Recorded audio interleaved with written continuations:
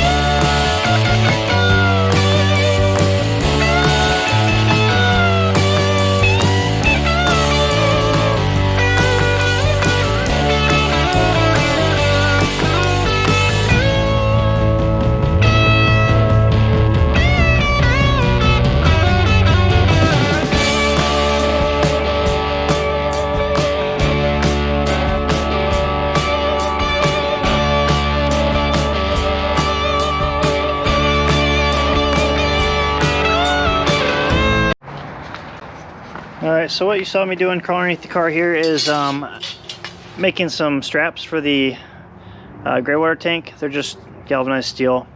Drilled holes in all of them. I have them rough shaped to the shape to fit underneath the tank.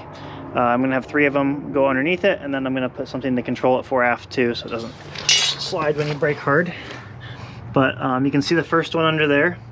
That's how it's going to look. I'm going to put some Loctite on that and torque it down, and then the second one's gonna hook up underneath onto this tray. I basically did a pull-up on this tray. It's super sturdy, so I think it'll be fine to hold on to the water tank. It holds on to the fans and stuff right now for the rear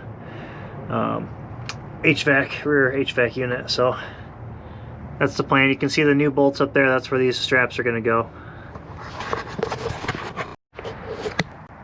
Alright, so what I'm doing here is I'm taking these foam pads.